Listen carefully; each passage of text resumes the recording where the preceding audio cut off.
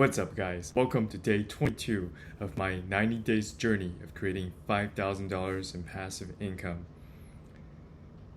Today, I share how I met a new friend who's also into Airbnb hosting, who manages hundreds of different properties. I also have a new development in my home purchase. Whether for good or for bad, I'll let you be the judge. And finally, I'll share what I learned from the CEO of BiggerPockets, which is one of the largest online forums of real estate investors. Start off with the how I met a new Airbnb friend. I was telling my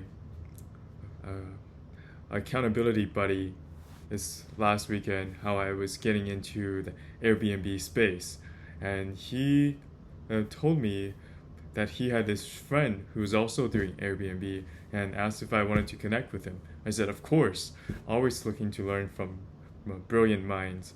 And he connected us today through text message. I reached out to him and he seemed like a really cool guy.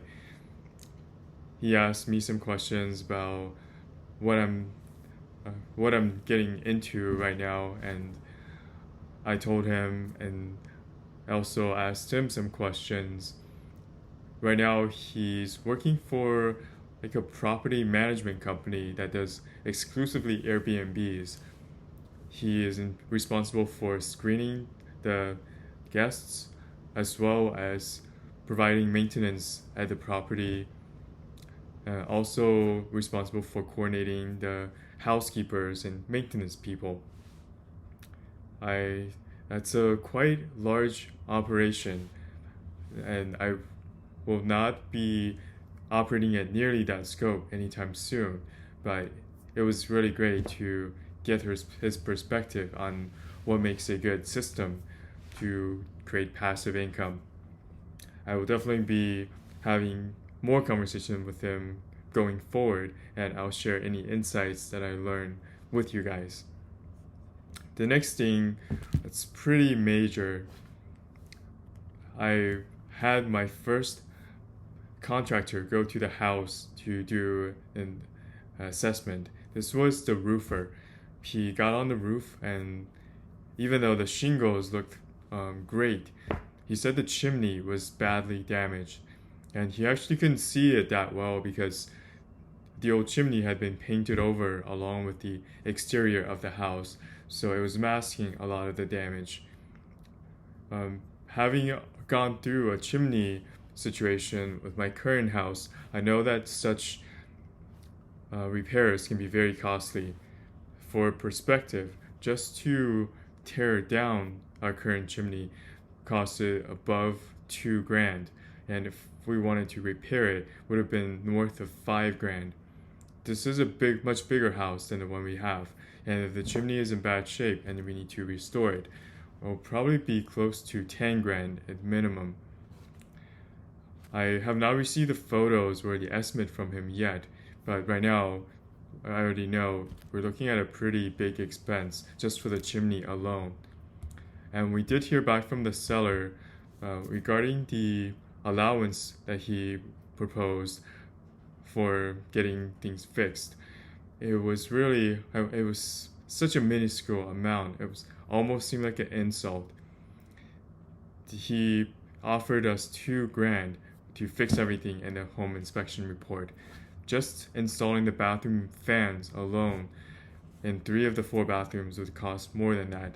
Not to mention there's the chimney and the issue and possible sewer line issue, which I'm getting scoped early next week. And one other development with the house is that my realtor and I discussed, and we decided it's best to let the seller's agent know what the house appraised for, and to brace them for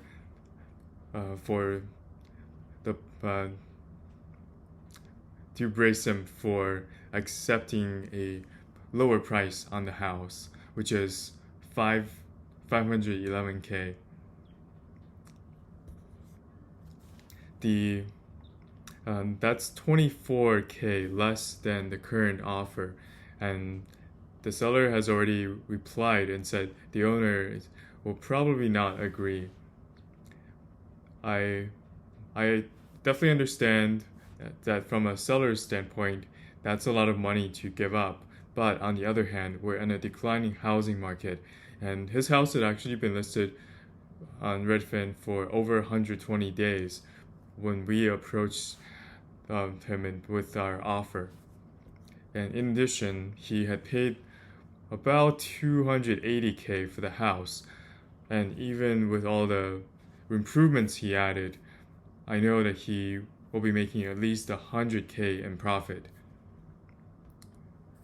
And another thing that's going for us is that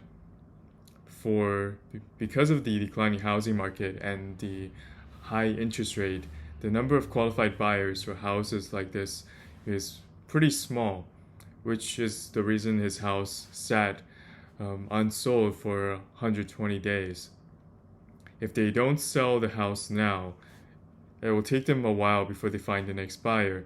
And when that next buyer gets an appraisal, it might very well be even less than now. So he stands to lose even more money by not taking the current deal and putting it back on the market. Finally, I let my agent know that we're not attached to the house, and we will be just as happy walking away from this deal as we are about purchasing the home. I was a little excited at first, thinking about how good it would be to live in what feels like a new house. But the more I think about it, the more I realize that we're spending a lot of money for nice things now, which is going to delay the time it will take us to be financially independent. And plus, with the impending housing crash, there's much better time to buy just ahead. So there's no reason to sink so much money in a house now that's just going to fall in value. So at this point, I'm pretty adamant about my stance of offering the seller the appraised value. I think that's only fair. And in addition, after the inspectors finish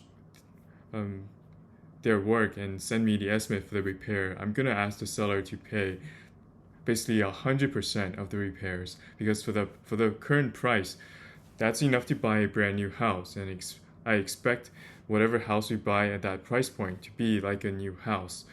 And if he isn't willing to fix them as we would like, then I'm fully ready, prepared to just walk away. And finally, I picked up a new book today written by the CEO of BiggerPockets, which is one of the largest online real estate investor forums that I subscribe to. The book is called Set for Life. Initially, I thought it was going to be all about real estate investing, and there is some parts of that toward like in the middle of the book. But for now, in the first few chapters, it's all about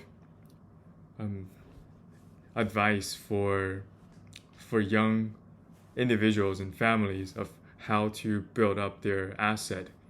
It feels almost like Dave Ramsey's no debt preaching. I'll give you some example. One thing he mentioned is that if you can bike to work or not use a car to get to work, that's even better.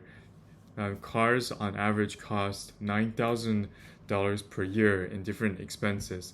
You take a hit in depreciation, you pay for gas, you pay for insurance, and if you sell the car, you're losing money every year just in the depreciation cost.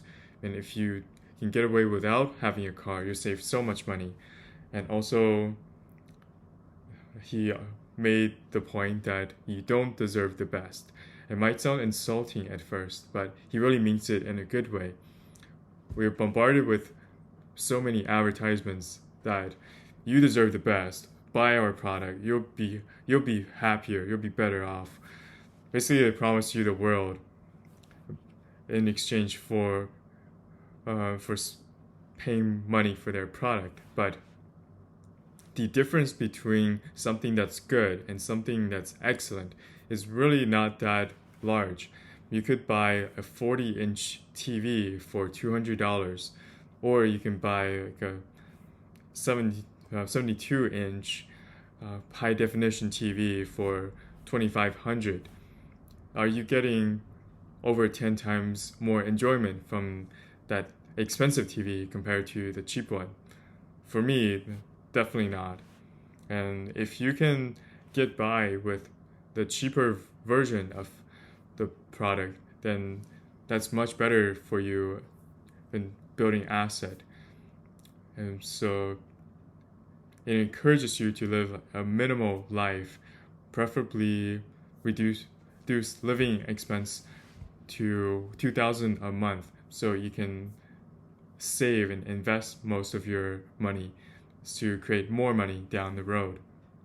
I'm still in the beginning chapters where it hasn't gotten into investment yet, but as I finish the book in the next few days, I'll have more to share.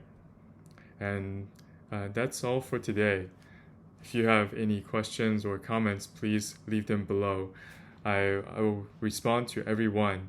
And if you like to follow me on my journey of creating passive income, please hit the subscribe button and the notification bell to never miss a video. Thank you for watching till the end. I love you guys. Peace!